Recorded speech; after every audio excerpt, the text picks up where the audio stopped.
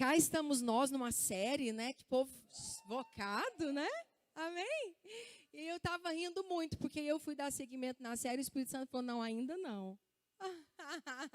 Não é o próximo degrau. Eu falei, amém, Senhor. É o Senhor que sabe todas as coisas, não é?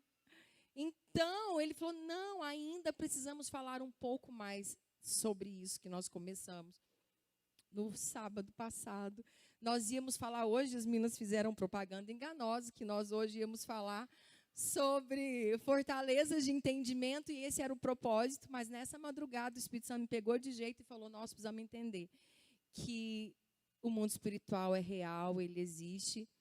E sabe, amados, o Senhor me fez lembrar, sabe uma aulinha de revisão? Nós estamos prontos para ela, amém? Coisas tão... Paulo falava já sobre isso, né? São os rudimentos, né? Os primeiros fundamentos, mas nós não podemos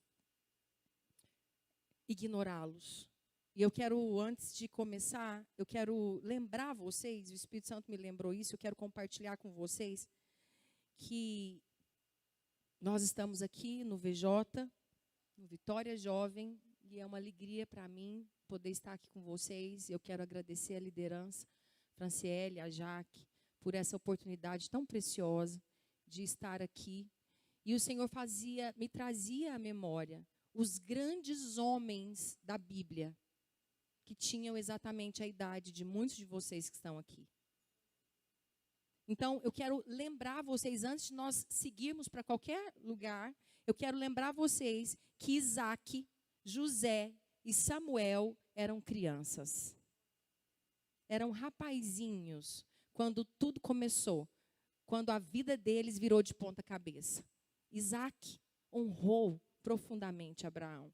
Abraão era um senhor, queridos. Isaac era um jovenzinho. E ele se submeteu ao pai para que ele fosse o sacrifício.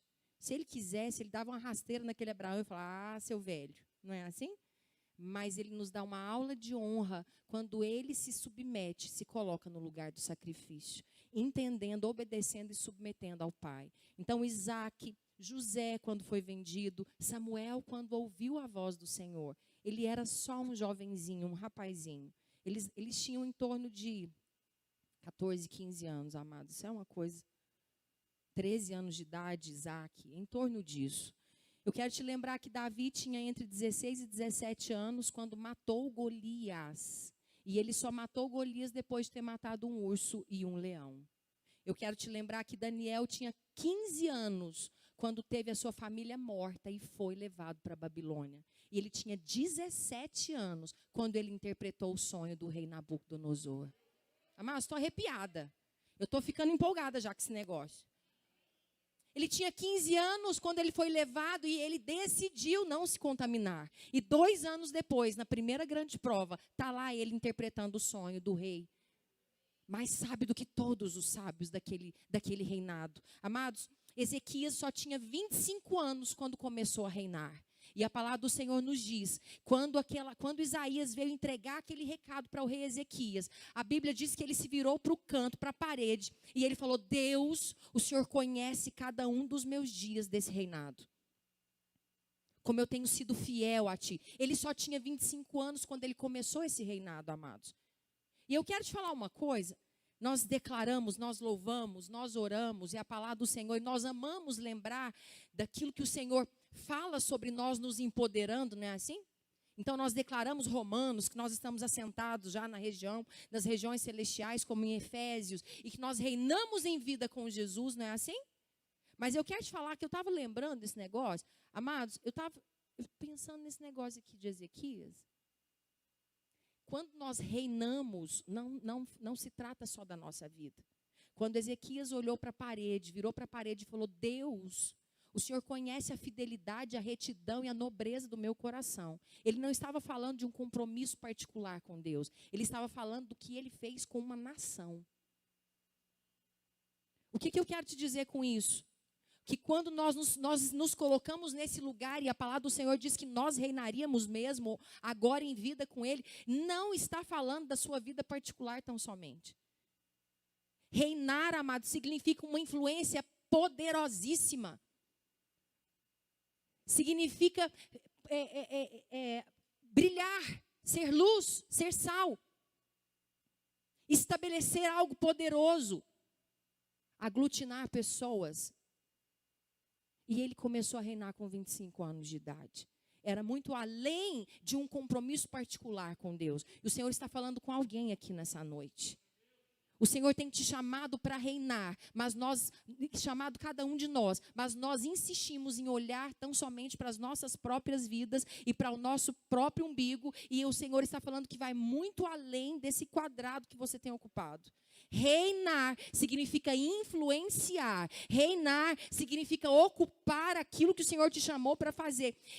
Queridos, com a glória de Deus, manifestar a glória de Deus nesse lugar, para que todos conheçam a natureza de Deus através de você. Amém?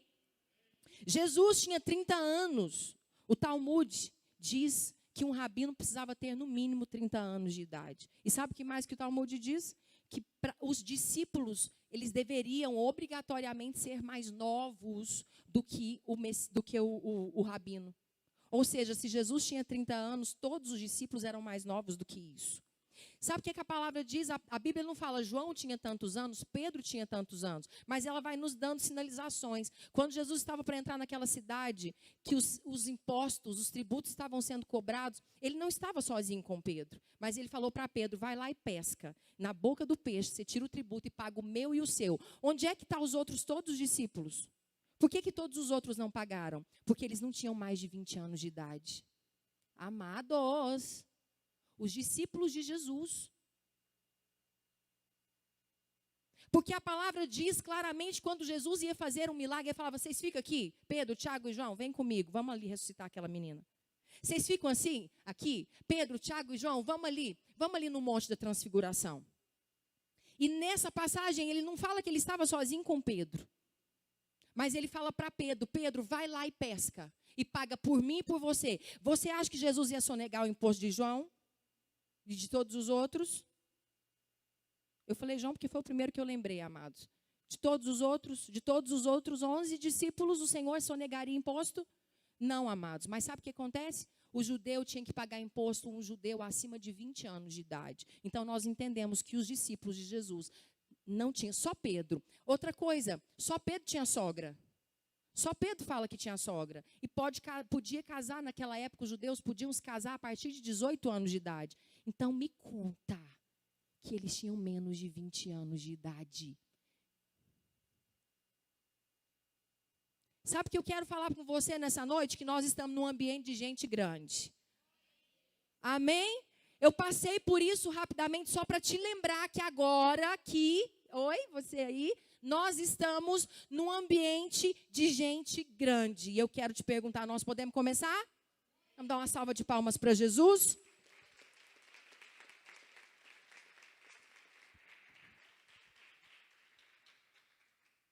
Queridos, nós falaríamos hoje sobre destruindo fortalezas de entendimento e nós vamos chegar nesse lugar. Mas o Senhor falou comigo muito claramente que nós precisávamos voltar um pouco e falar sobre o mundo espiritual e as suas implicações. É prudente nós entendermos que nós não sabemos tudo o que existe em relação ao mundo espiritual. E o pior, amados, é que comumente paira um desconforto quando esse assunto é abordado. Quando falamos sobre o mundo espiritual, há um desconforto, inclusive, infelizmente, dentro das igrejas. Há confrontos e conflitos entre denominações. Algumas igrejas concordam com uma linha, com uma visão, e outras não. E às vezes, então paira assim um desconforto quando começamos a falar sobre o mundo espiritual. Isso eu vejo isso claramente. Vocês veem isso claramente? Mas eu quero dizer para vocês que em Cristo todas as coisas são completas. E quando nós confiamos nele, todas as coisas são adequadas. Amados, eu estou correndo porque eu comecei com o Senhor hoje, quando eu vi tinha 9 páginas. Eu quero concluir hoje isso com vocês, nem que a gente entre aqui domingo adentro, amém? Tem alguém disposto aí, amém? Brincadeira, queridos, vou fazer isso com vocês. Podem ficar relaxados, tranquilos, a gente já... O acampamento está chegando. Alguém pode aplaudir o Senhor?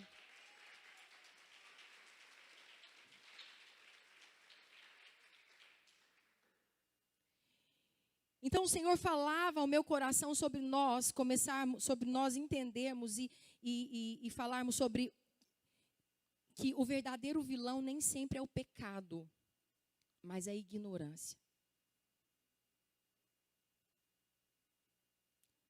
Nós temos falado muito sobre naquele versículo de Hebreus, quando diz, Hebreus 11 ou 12, que diz, deixando aquilo que nos atrapalha é o pecado. Então, muitas vezes, não só o pecado nos atrapalha. Muitas vezes, o grande vilão dessa história, quando se trata do mundo espiritual, é a ignorância. O que nos atrapalha, o que nos deixa lentos. Mas nós colocamos o diabo numa caixinha de doutrinas e nós esperamos que ele fique lá. E eu quero te dar uma notícia essa noite, ele não fica.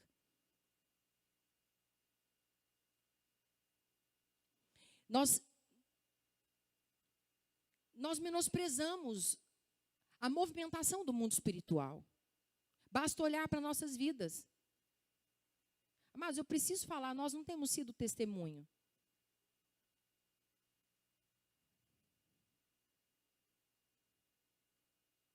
Deus tem muito mais para fluir através da sua vida.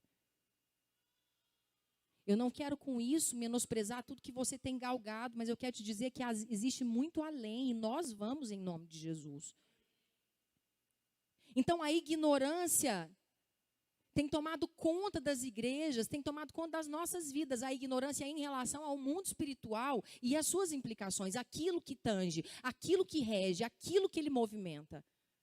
Amados, o que acontece? O diabo vem, mina os nossos relacionamentos e o nosso amor fica em dúvida. O diabo vem, resiste à nossa oração, como aconteceu com Daniel. Alguém se lembra? Então a nossa fé se enfraquece. Mas sabe o que acontece? Vem uma desilusão através disso. Se instala em nós. Mas o que acontece é que nós não conseguimos discernir que tudo isso é a movimentação do mundo espiritual. Nós conversamos uns com os outros, nós até oramos uns com os outros e pelos outros, mas nós temos esquecido e deixado de falar sobre a movimentação do mundo espiritual. A Bíblia fala claramente que ele resistiu por 21 dias à oração de Daniel. E que anjos de hierarquias superiores tiveram que ser requisitados para que aquela oração fosse recebida e fosse respondida. Quantos de nós temos orações resistidas, então nós mergulhamos em frustrações, em decepções, e nós não paramos para entender que há uma movimentação no mundo espiritual. Eu vim aqui hoje falar com você que tudo é espiritual. A mesma coisa que eu falei no sábado passado. Tudo que se vê, nasce do mundo que não se vê, amados. E eu quero te dizer que eu deixei de trazer pelo menos uns 20 versículos. Mas se você quiser, eu te passo. Me procure. Trazendo a clareza de que tudo nasce no mundo espiritual. Tudo que é materializado é assim, ó, haja. Nada existe nesse mundo sem que alguém ordene. Um dia Deus disse, haja. E ele diz que nós somos filhos, hoje ele diz que nós somos filhos de um Deus que chamou à existência as coisas como se elas já existissem. Ele trouxe a existência através da palavra. Ele diz que se nós crermos o suficiente e dissermos, não só crermos, nós precisamos declarar. As palavras têm poder de vida ou de morte. E elas são a ponte que ligam esses dois mundos. Se é que existem dois, amados. Eu quero te lembrar que tudo é espiritual. Amados, eu quero te lembrar, não existe atividade espiritual. Existe um ser espiritual. Eu quero abrir um parênteses que a Franciele me enviou ontem uma pequena consideração de um pastor muito querido, e ele falava exatamente, ele falou, irmã, não acredito, você vai ministrar isso amanhã, olha isso aqui. E ele usava Romanos 8:19, que a criação percebe um filho de Deus. Romanos 8,19 diz assim que a criação, ela geme, ela espera a manifestação dos filhos de Deus. Sabe o que ela quer dizer? Que a criação, toda a criação, percebe a presença de um filho de Deus. Eu quero te perguntar, você é um filho de Deus? Ungido, chamado. Você sente que você nasceu de novo?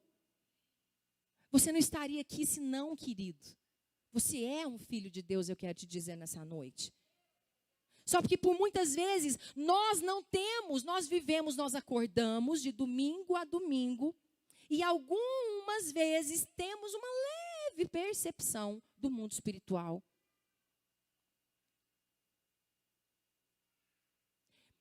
Nós não temos a percepção do mundo espiritual, mas eu quero te dar uma notícia que ele tem percepção de você, ele te percebe. Você pode não perceber o mundo espiritual, mas ele te percebe.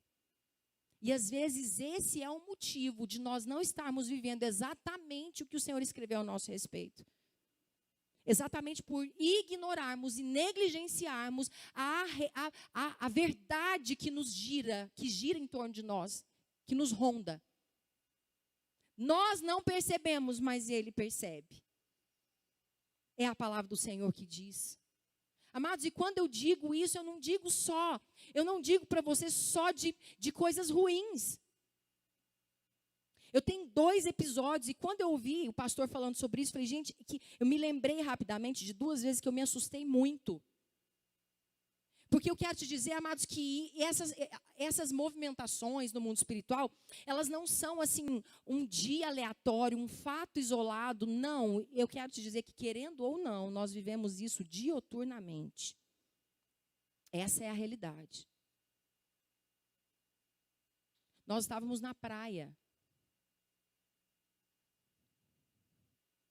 Tem lugar mais para a gente esquecer do mundo espiritual? Alguns anos atrás, nós estávamos na praia, não sei se ele estava perto de mim essa hora. E quando eu passei por um moço, ele ficou endemoniado. Eu estava passando na rua. E quando eu cruzei por ele, ele começou a se debater e ficou endemoniado. Eu olhei o Gustavo e falei, amor, esse moço está endemoniado. Atmosfera espiritual. Ela percebe a presença de um filho. Mas eu falo isso escondido debaixo da graça e do sangue de Jesus. O que aconteceu com o gadareno? Quando Jesus entrou naquele lugar, ele já começou. O que você veio fazer aqui? É uma atmosfera, e eu falo sempre isso, falava isso toda quarta-feira na nossa Quarta Mais. Um outro dia eu ia saindo do restaurante aqui na Nova Suíça, do restaurante grego, tinha acabado de almoçar.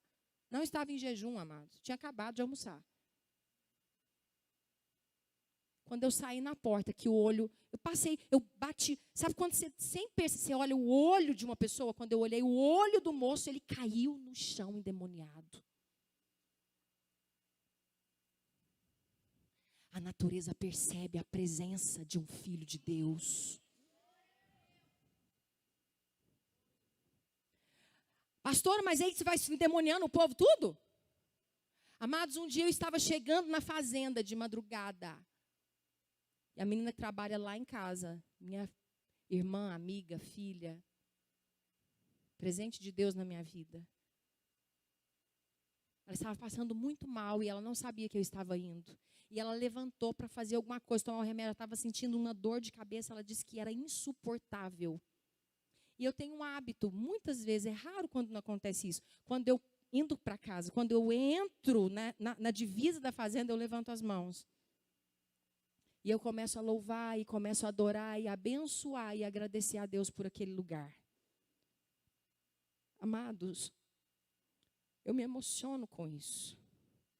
Quando eu levantei as minhas mãos, a pelo menos uns 5 quilômetros de onde ela estava, ela foi curada instantaneamente.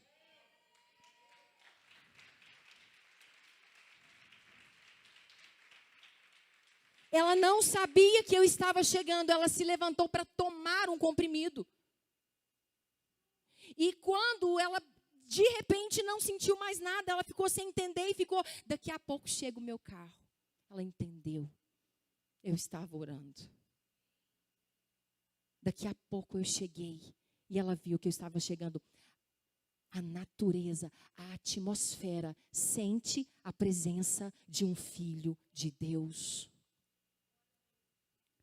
Tudo é espiritual. Eu não sabia que ela estava passando mal. Já aconteceu de encontrar pessoas que estavam passando muito mal e abraçar com essa pessoa. E ela ser curada automaticamente dos rins, sem eu saber de nada. Por que eu estou aqui dando esses testemunhos, amados? Porque nós estamos nesse lugar dioturnamente. Mas acontece que muito religiosamente, de forma muito equivocada, nós entendemos que o espiritual é só quando nós estamos fazendo alguma atividade religiosa. A velha dicotomia que nós falamos tanto e que nós já aprendemos, a pastora já falou tanto isso, que não existe sagrado e secular, que a nossa vida é uma só, que quando nós acordamos, que o mundo, Tozer disse isso, eu amo isso, Tozer disse que o mundo é o tabernáculo dele. O mundo é o tabernáculo de adoração dele.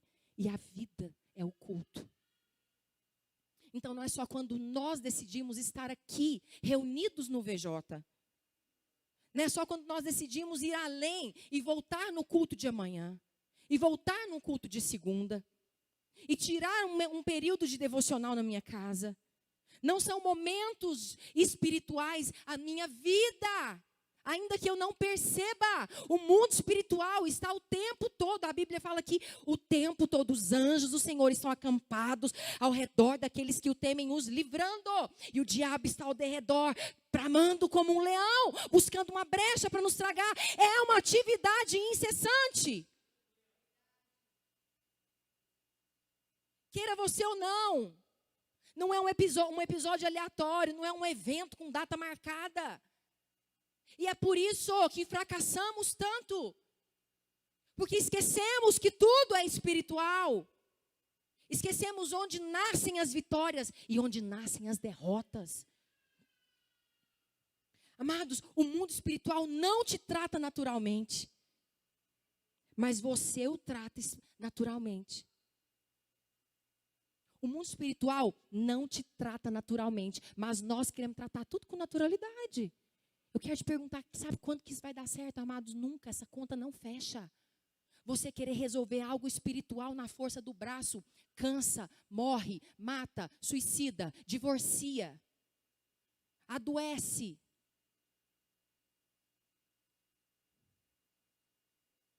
Nós temos o resultado disso. Nós temos visto claramente, inclusive na igreja, o resultado de não pararmos para observar. Você fala, pastor, mas não é possível isso. É possível. Sabe por quê, amados? Porque como era com Jesus. Você acha que Jesus tinha algum momento na vida dele que ele não estava sendo intencional e que não era tudo espiritual que ele fazia? Alguém acredita nisso? Não. Eu quero te perguntar qual que é a diferença de Jesus com a gente. Se o mesmo que habitou nele habita em nós. Se a natureza de Deus habita em nós hoje. Se ele falou, eu vou, porque eu preciso enviar um para habitar com vocês. Então nós não somos diferentes. O problema é que a nossa mente guarda uma distância que a Bíblia não traz para nós. Nós nos distanciamos da realidade de Jesus, homem, nessa terra. Nós olhamos para Jesus hoje, amados, glorificado, assentado à direita, à destra de Deus Pai, intercedendo por nós. Não é esse o Jesus que se compara a nós em todo o tempo na Bíblia, mas aquele Jesus que veio aqui, que se esvaziou da sua glória, que se esvaziou da sua deidade e veio como humano aqui, viver e ser homem de dores. Hebreus diz que ele foi experimentado em dores. Ele aprendeu. Jesus aprendeu, ele não nasceu sabendo. Ele aprendeu. Ele se tornou o autor da nossa salvação. Ele aprendeu a ser obediente através do sofrimento. Nós nos distanciamos. Um dia eu falando, um pastor me repreendeu. E eu falo isso toda vez, amados, porque eu quero falar, nós temos que lembrar desse negócio. Existe um versículo que pulsa, Efésios 4. Chegar à estatura de um varão perfeito. Se a palavra do Senhor deixou isso registrado para mim, para você, é porque é o nosso alvo, é o nosso objetivo, é o nosso ponto de chegada. E um dia um pastor me repreendeu falando que isso era uma heresia, querer se parecer com Jesus. Falei, foi a Bíblia que me disse que eu tenho que chegar nesse lugar. E ela ainda deu a receita do bolo. É falando a verdade em amor que a gente chega nesse lugar.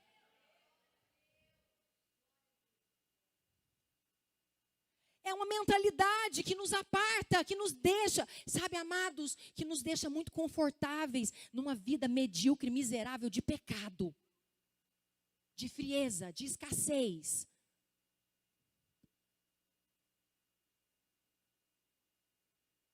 Amados, um dia eu estava orando, o Espírito Santo falou para mim, então, eu estou te ouvindo agora. Fiquei feliz. Ele falou, pois é, mas eu estava te ouvindo há meia hora atrás, quando você estava lá naquela mesa.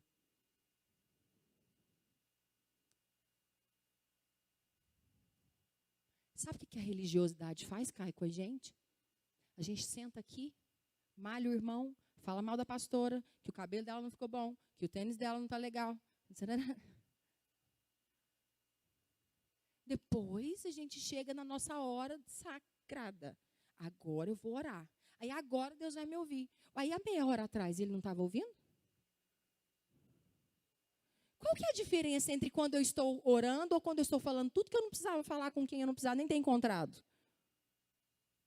A religiosidade coloca isso dentro da gente. Esse agora é o momento que eu vou orar. Aí Deus agora está me vendo todo bonitinho, ajoelhado. Deus, maravilhoso. Ai, te amo, Jesus. Aí ele falou para mim. Ele falou, estou te ouvindo agora. E eu fiquei, nossa, toda, né? Ele estava lá. Pois é, mas eu estava te ouvindo há meia hora atrás. Pensa numa criatura que chorou, amados. Lúnia, que vergonha que me passou aquele dia. Religiosidade nos leva para esse lugar. Nesse lugar onde todo o tempo nós estamos apartando funções de funções, atividades de atividades. Onde todo o tempo nós ignoramos que o Espírito Santo está aqui, agora, nos capacitando, nos empoderando para vivermos o sobrenatural. Se você começar a tratar as coisas naturais, que não, né? De forma sobrenatural, você verá o sobrenatural todos os dias, todos os dias, todos os dias, todos os dias. O trabalho do diabo tem sido nos manter num lugar de ignorância. Esse lugar nos deixa vulneráveis. Nós ignoramos o agir dele, nós ignoramos a movimentação do mundo espiritual, nós ignoramos o que está acontecendo e nós nos esquecemos disso.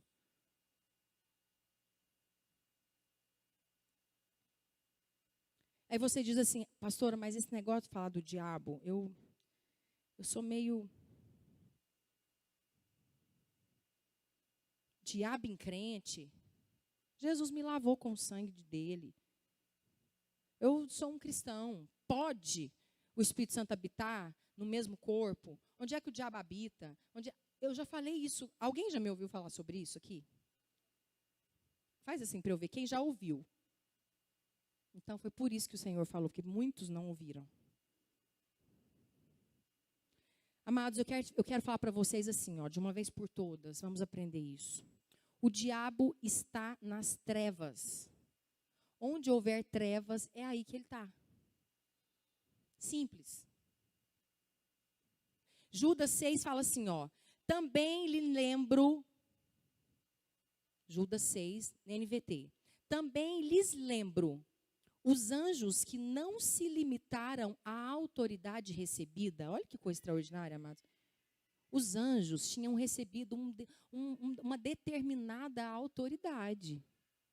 Mas aqueles que não se limitaram à autoridade recebida, deixaram o lugar que pertenciam. Deus os mantém acorrentados em prisões eternas, na escuridão. A NVI diz que ele os tem guardado em trevas, presos com correntes eternas, aguardando o dia do julgamento. E nós, na nossa mentalidade muito racionada, pensamos assim, que ele está preso, correntinho, no lugarzinho, fechadinho, na cadeinha. Hã? Fala a verdade, amado, você pensou isso? Está lá na cadeinha, presinho. Ele é espírito, amados. Assim como nosso Deus é espírito. E assim como nós somos espírito. Ele tem legalidade dada por Deus de atuar livremente na escuridão e nas trevas. Ele está nesse lugar aguardando o juízo dele. Onde, pastora? Nas trevas e na escuridão. E eu quero te dizer, queridos, que ele tem legalidade para isso, porque foi o próprio Deus. Aí você fala, pastor, onde é esse lugar de treva e de escuridão? Treva e escuridão não é necessariamente a ausência de luz visível, mas é essencialmente uma escuridão moral.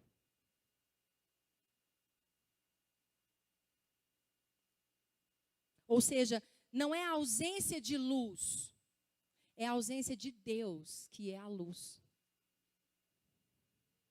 Onde ele habita, amados? Na ausência de Deus, que é a luz. Ele habita nas trevas, ele habita na escuridão. E eu quero te dizer, ainda que essa escuridão esteja dentro do coração de um cristão, ainda que essa escuridão esteja dentro do coração de um cristão, é nesse lugar que ele habita com legalidade.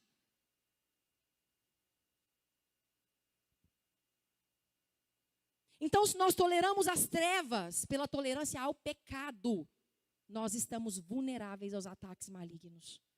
Pois onde há desobediência voluntária, eu quero repetir isso, desobediência voluntária, aquilo que nós sabemos, Davi pediu perdão por esse pecado. No Salmo 51 ele disse, o meu pecado está sempre diante de mim. É aquele mesmo, rotineiro, o pão de cada dia. Aquela mesma inveja que eu não decidi enfrentar. Aquele mesmo orgulho que eu não decidi encarar. Que eu não decidi reconhecer. Aquela mesma maledicência que eu justifico o tempo todo, que é para oração, que é para abençoar o irmão. O Senhor nos chama hoje, amados, a um lugar de maturidade. Nós estamos começando esse ano. Deus tem, sabe, eu tenho muita convicção do que Deus tem para nós nesse ano de 2021. E eu quero te chamar a pensar pelo menos em décadas. Às vezes hoje, você está num lugar e está desconfortável nesse lugar. E não consegue entender o propósito de estar nesse lugar. O Senhor está preparando para essa década. Às vezes você está muito confortável nesse lugar e não entende que você precisa crescer para alcançar o que Deus tem para você nessa década. Onde você vai estar daqui 10 anos, querido? Qual que é o projeto? Você já vai ter formado? Você vai ter casado? Você já vai ter filho? Você já pensou o que você vai viver nos próximos 10 anos?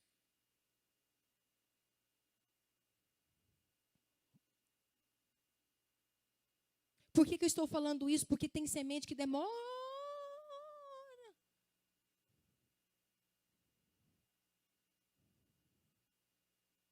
Hoje, com muita tecnologia, as árvores produzem muito mais cedo que antes, mas acho que antes um pé de abacate, o Marcos que é bom nisso, 8 anos mais ou menos, não era, Marcos? 8 anos para eu plantar um abacate para colher. Não tem a história das tamareiras? 100 anos uma tamareira, é isso? O que nós estamos plantando hoje? No que estamos sendo preparados, forjados? Onde você se encontra agora? Espiritualmente falando. O que você tem vivido? Nós temos tolerado o pecado.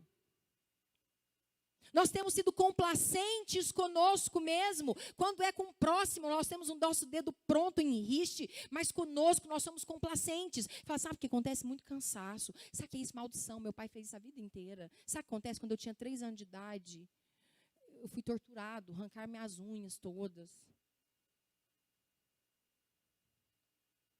Nós nos escondemos.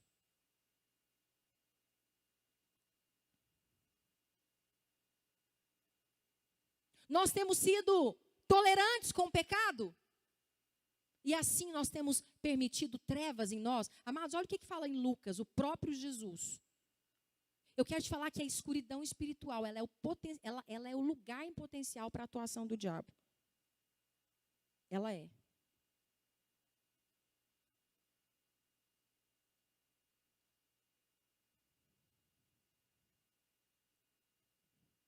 Lucas 11, Jesus disse assim: seus olhos são como uma lâmpada que ilumina todo o corpo. Quando os olhos são bons, todo o corpo se enche de luz.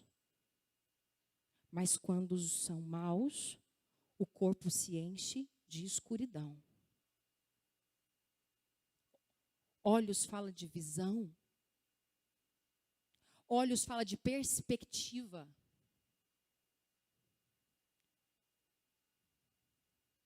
Nós sempre temos pelo menos 2 perspectivas para escolher, amados. A de vitória, a de filho de Deus, a de cordeiro com Cristo, a de santo, sarado, salvo. Ou a de miserável, pedinte. Ó céu, ó lua, ó azar. Alguém conhece? Por que comigo? Por que não me atendeu? Por que não me viu? Por que me rejeitou? Por que... Se os seus olhos forem bons, perspectiva.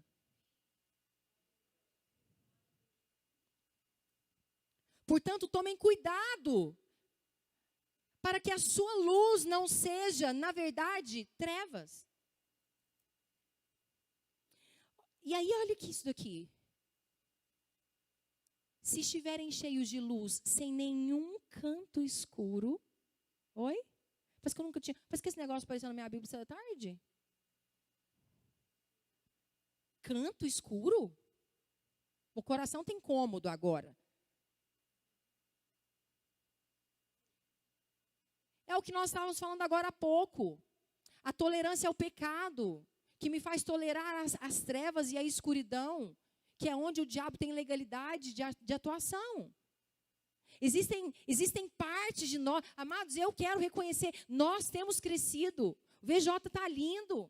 E eu não estou aqui para te colocar para baixo e falando, nossa, Deus me livre, pastora. Não, amados, nós estamos aqui, sabe por quê? Porque Davi só venceu Golias porque ele não ignorou que Golias tinha 2 tanto o tamanho dele.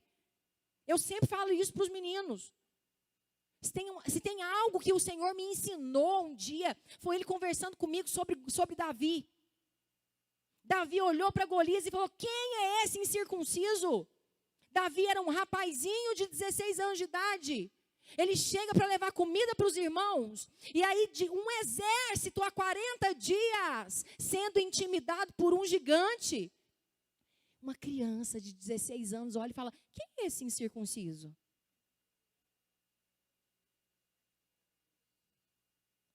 Porque ele viu que ele não tinha o selo da vitória, ele não era circuncidado. Se o nosso coração for circuncidado, se nós abrirmos mão daquilo que nos afasta, nos entristece, se nós renunciarmos à carne, à natureza humana, se nós nos aliançarmos com o Senhor, quem é esse incircunciso para vir contra você?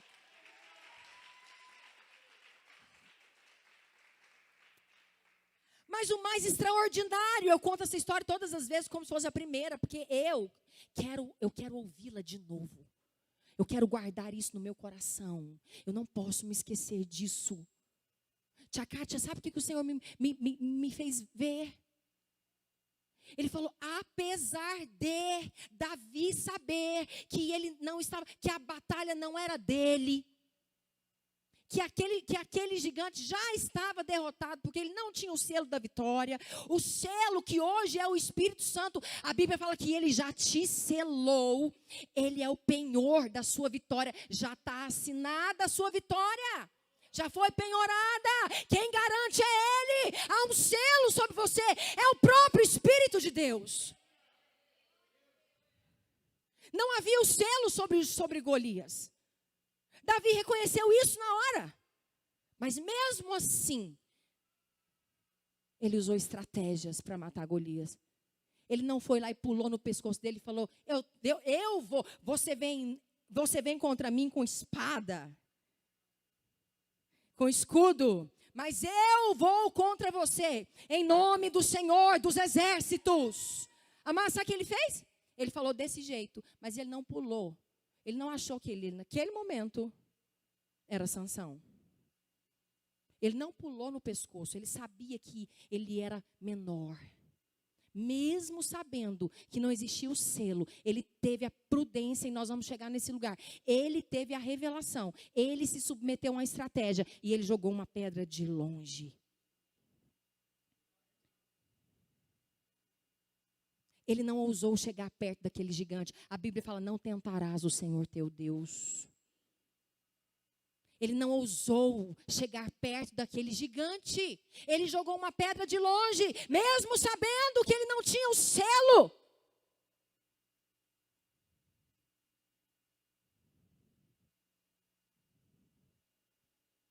Uma vida inteira será radiante, se nenhum canto em nós for escuro. Se nenhum canto em nós for escuro, se a luz que há em mim e que há em você não for trevas, se nenhum canto for escuro, a minha vida inteira, amados, eu amo quando Deus quer falar uma coisa, ele fala, ele repete, no mesmo versículo ele fala 3, 4, 5 vezes, ele é repetitivo. E ele está falando que se nenhum canto for escuro, então uma vida inteira será radiante, como se uma lamparina os estivesse iluminado. Quando eu abrigo o pecado, a luz que está em mim são trevas. Ele tem esse acesso legal no domínio da escuridão. Nós precisamos olhar para dentro de nós como Davi olhou para dentro da capacidade, das possibilidades dele e termos estratégias. Colossenses, eu quero te dar uma boa notícia, porque nós somos tirados da escuridão. Colossenses 1, do 9 ao 14. Era só o último versículo que eu precisava, mas nós precisamos passear aqui. Nossa, mas agora já não dá mais. Vamos lá. Por isso, desde que ouvimos falar a seu respeito, Paulo falando para a igreja de Colossenses. Para os colossenses, amados, isso é incrível. Nós não deixamos de orar por vocês, pedindo a Deus que lhes conceda conhecimento da sua vontade, e também sabedoria e entendimento espiritual. Então vocês viverão de modo a sempre honrar e agradar a Deus, dando todo tipo de bom fruto e aprendendo a conhecer a Deus cada vez mais. Mas todo tipo de bom fruto é no trabalho, é na escola, é na família, é nos negócios, é na saúde física, é todo tipo de bom fruto. E aí ele continua, eu oro também para que vocês sejam fortalecidos com o poder glorioso de Deus, a fim de que tenham perseverança e paciência que necessitam. Mas alguém precisa de perseverança e paciência para...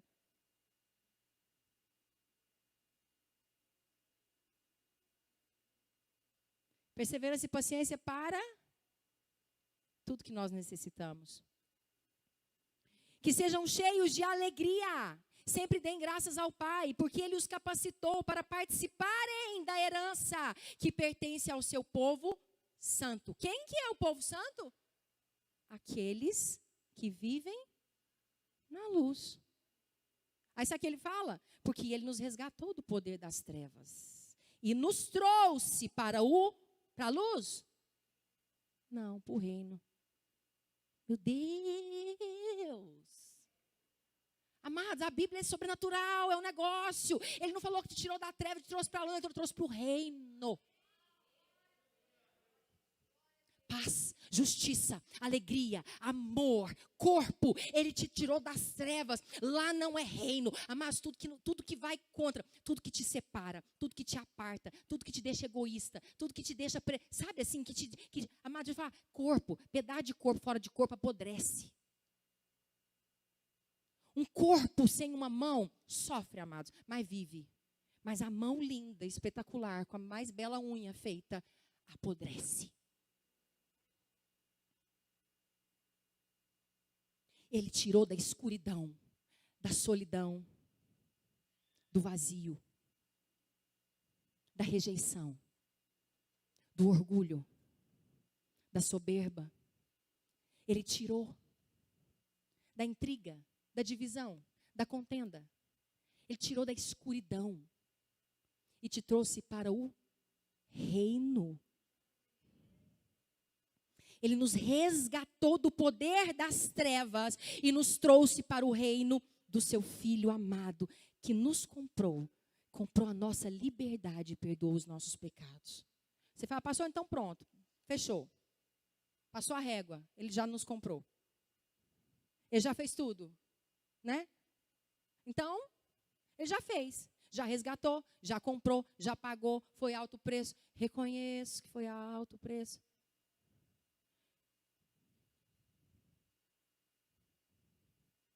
E aí?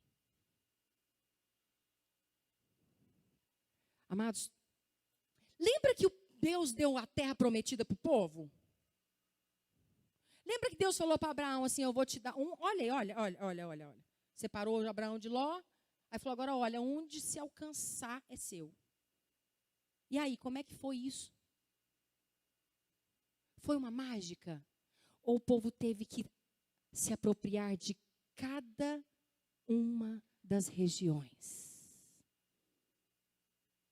A ordem foi... A Bíblia diz que Jesus, na cruz, destruiu todo o mal. Ele quebrou todas as maldições. Está destituído. Todo principado, potestade, se submeteu. Ele passou vergonha neles. A Bíblia fala assim que foi envergonhado.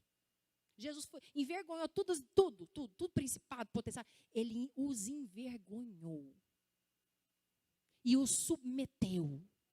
E tomou a chave do inferno e da morte. E a morte foi tragada pela vitória. As maldições foram quebradas. As cadeias foram vencidas. E agora, pastora? Agora cabe a mim e a você se apropriar dessa verdade. Cabe a mim e a você trazer à existência essa verdade. Ele já venceu. Ele já destituiu. Ele já delegou. Ele já liberou. Ele já outorgou. E agora, pastora? Viva! Acesse! Tome posse. Nós precisamos acessar essa verdade. Ela existe. Não é porque nós não acessamos que ela não existe. Ela precisa ser vivida. Ela já existe. Precisa ser materializada em nós. Precisa ser acessada. Queridos, a eficiência na guerra, ela está no cuidado, no zelo. O zelo é a essência da vitória. E é aí que nós temos muitas vezes caído. Falta-nos reverência, falta-nos temor, falta-nos princípio. A autoconfiança nos rouba o zelo. Quando precisamos ser intrépidos, valentes, nós nos vitimizamos. Quando precisamos ser prudentes, ser sábios, aí nós avançamos. Uma autoconfiança injetada através de louvores cantados da boca para fora. Uma falta de reverência, uma falta de temor. Temos entrado nos templos, temos entrado na presença do Senhor como em qualquer outro lugar. Pastor, é meu pai. Honra, amados. Santo. Amados, quando a gente vê uma pessoa endemoniada, a gente fica santo uns 2 dias. Eu oro. Deus, queria ver mais. Que a gente fique numa santidade. Ai, Jesus Cristo. Na reverência. Ai, a gente quase joelho para ler a Bíblia. Ai, Jesus. É só eu que sou assim? Eu falei, Deus, eu preciso ver um demônio pelo menos uma vez por semana. Deixa eu ver. Eu estou pedindo para Deus, abre os meus olhos espirituais. Eu quero ver pelo menos um pouco do que está acontecendo. Porque eu não posso viver alheia. Eu não posso viver sem entender o que está acontecendo. Eu não posso mais. Amado, sabe o que? Deixa eu te falar uma coisa. Um zelo, eu preciso correr, porque a Camila me deu um papel aqui embaixo que tem um horário.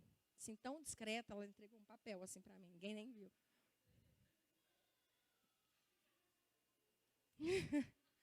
Amados, o nosso zelo pela palavra, buscar com zelo os dons do Espírito. Sabe o que significa a palavra zelo? Queimar em chamas. Queimar. Zelo.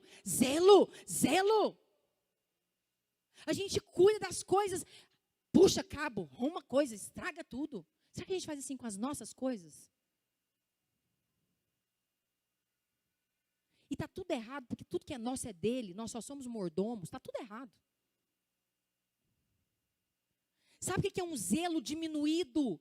O zelo diminuído é assim, ó, um chamado que a gente recebe, aceita Jesus, aquele chamado, um chamado do alto que queima em nós, que vai passando. Um ataque do diabo, que a gente não entende que é ele. Um movimento espiritual que a gente desconsidera. Um irmão que fala mais do que precisa. Uma boca emprestada para o cão. Um coração emprestado para Satanás. Um cantinho da desordem. Um cantinho da escuridão. Aí aquele chamado que queimava no nosso coração, de repente, sabe o que vira? Quando o zelo vai diminuindo, vira um ritmo de vida. Um estilo de vida. Eu sou amigo de gente que é tudo da igreja. Eu saio do culto e vou tomar lanche. Um ritmo. Um ciclo social.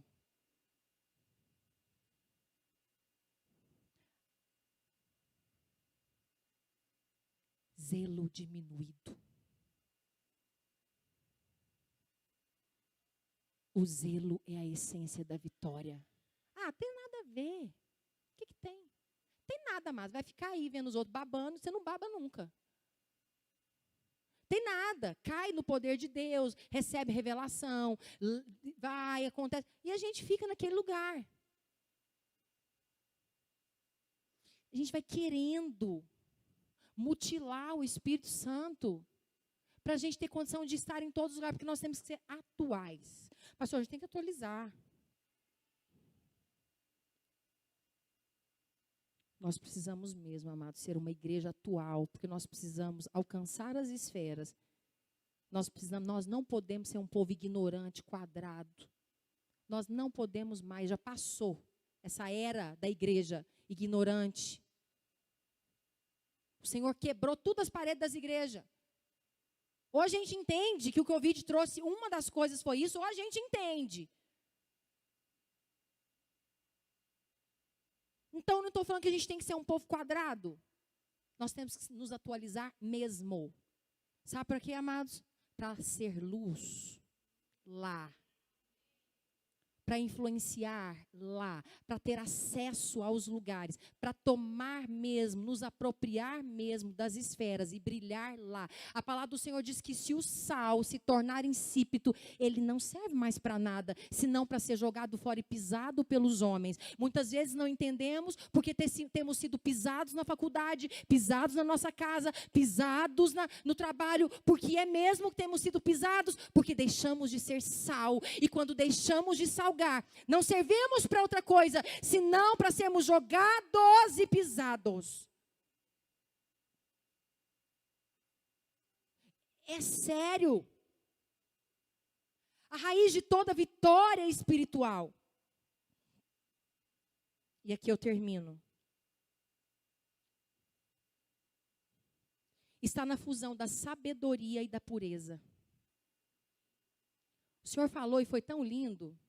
O Senhor falou comigo, E eu acho que, não sei se foi a Mônica que me contou, no mesmo dia que Deus falou comigo esse versículo, Deus usou o Bento para falar esse mesmo versículo na sala infantil. Que nós devemos. Mateus 10:16. Sejam espertos, prudentes, sejam como serpentes e simples, mansos, sem maldade, puros como pombas. Eu quero te dizer que a raiz de toda vitória espiritual, escreve isso, está nessa fusão. Essa sabedoria divina e essa pureza de Jesus. Como assim, pastora? Mas nós não lemos lá Paulo orando? Fala, pastor, não sei orar. Começa a orar, Colossenses. Começa a orar aquilo. Paulo orou e pediu o quê? Entendimento, sabedoria, conhecimento. E o que é essa sabedoria, amados? Se não é aqui, essa sabedoria, conhecer os caminhos de Deus é pensar com sabedoria.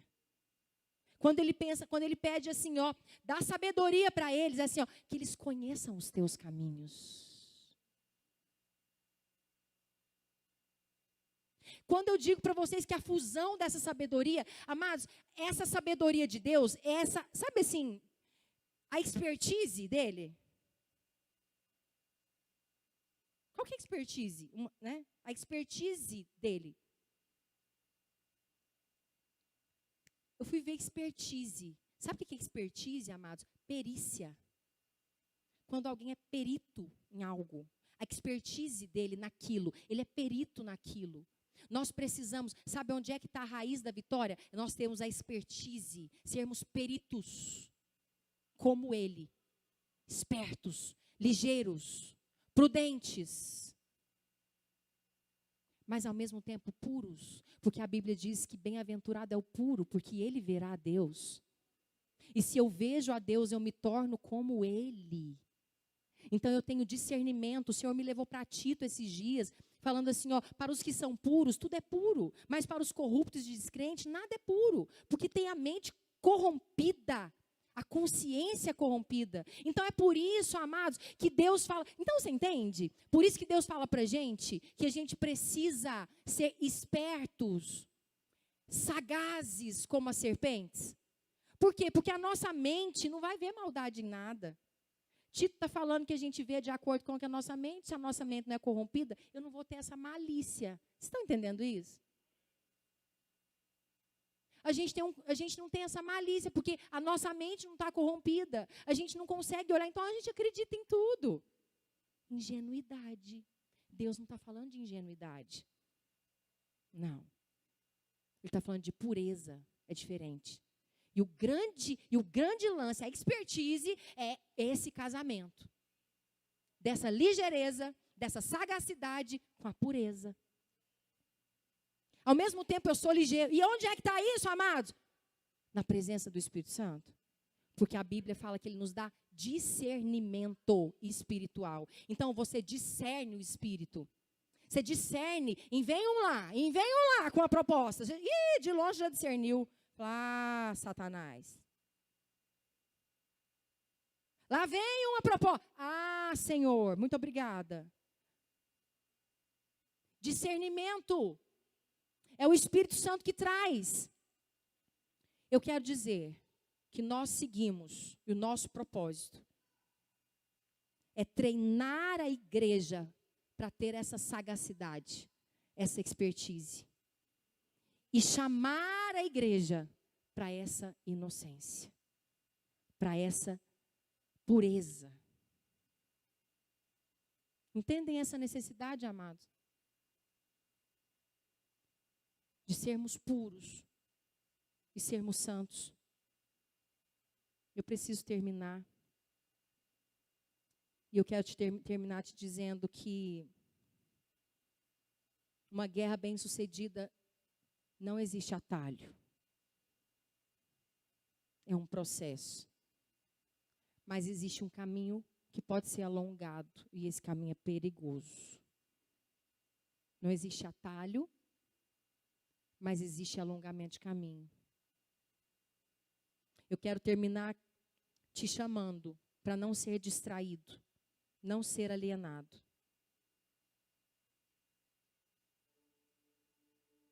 Eu quero terminar, amados, te fazendo entender a sua responsabilidade em usar a sua natureza espiritual para colocar em ordem aquilo que ainda não está na sua vida. Usar a sua natureza espiritual, entender que você é espírito, que você transita livremente nesse âmbito.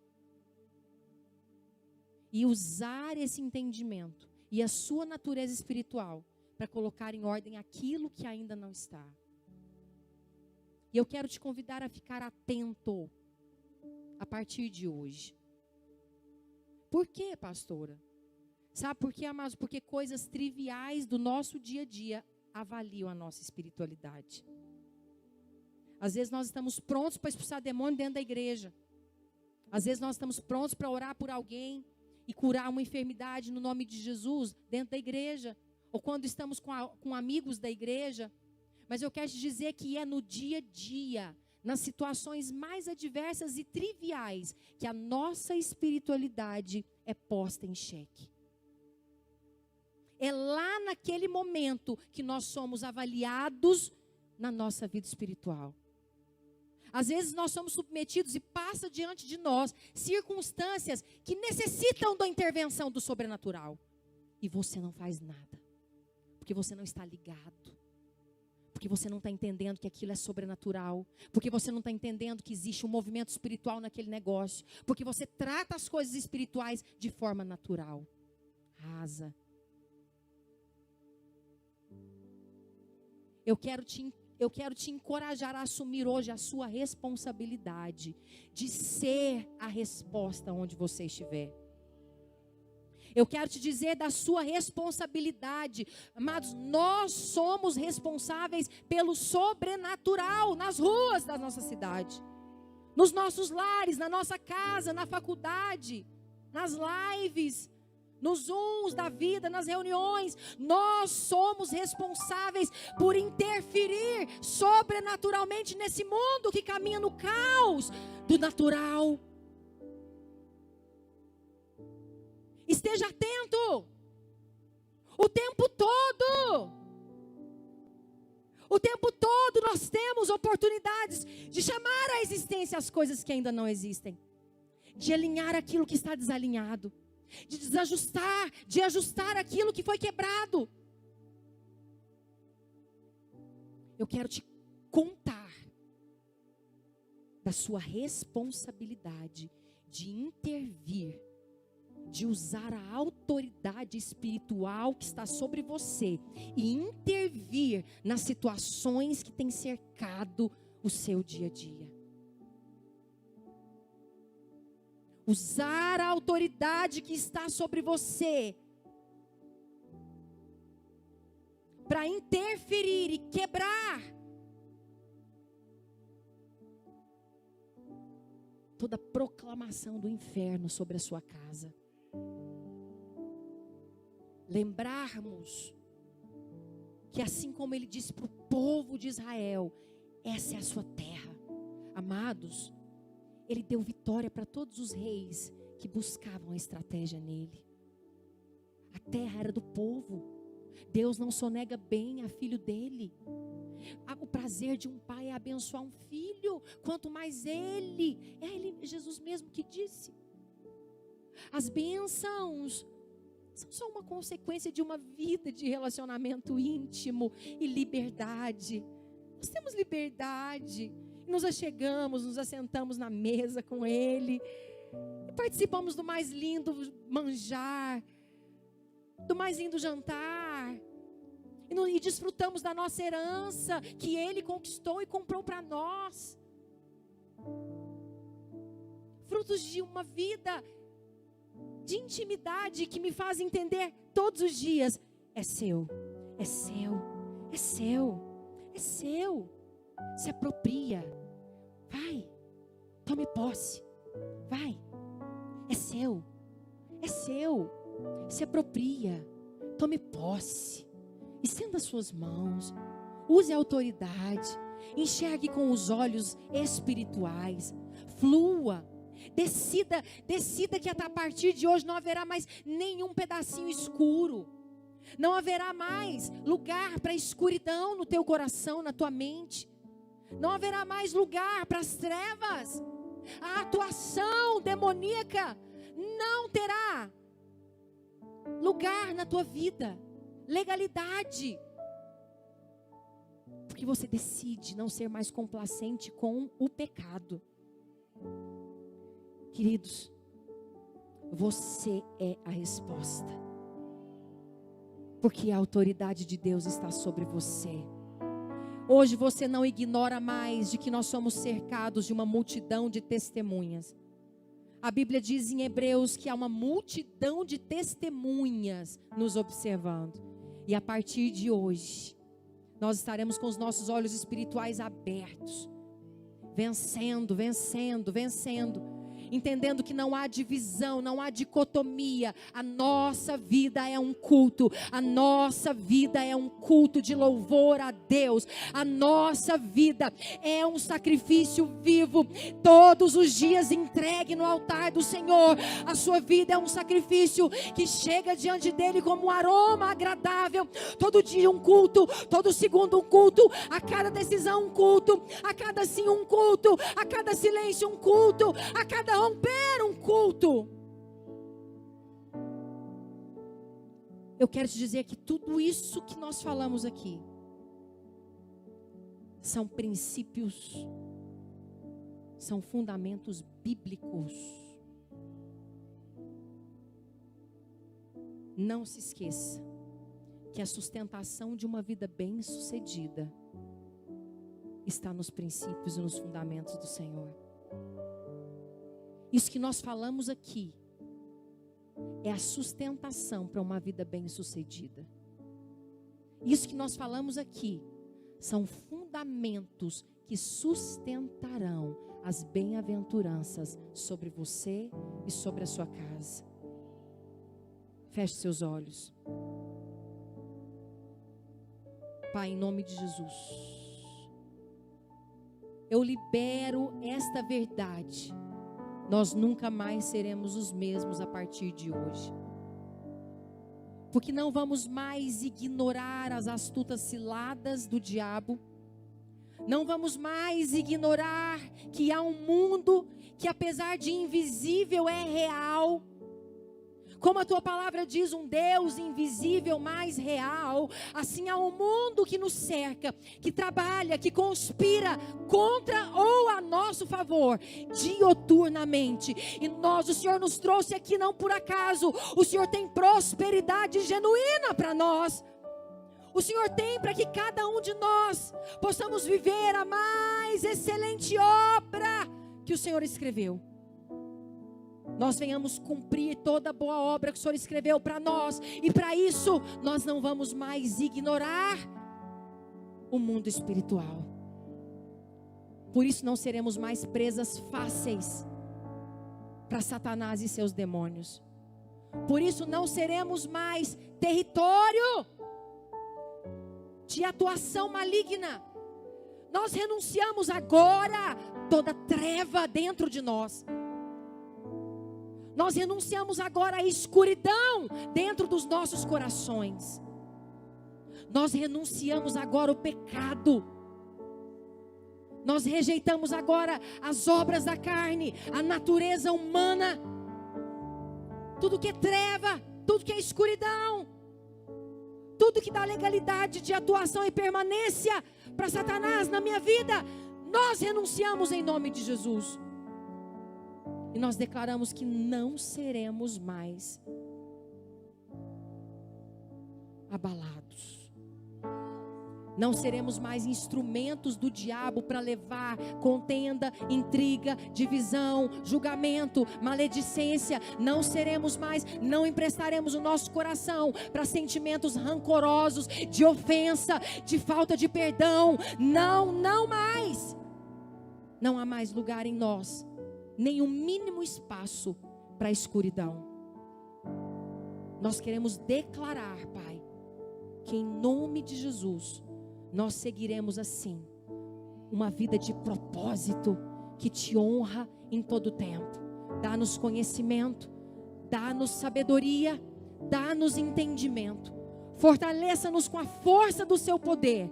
E assim voaremos com asas como águia, porque esse é o teu propósito para nós. Em nome de Jesus. Em nome de Jesus.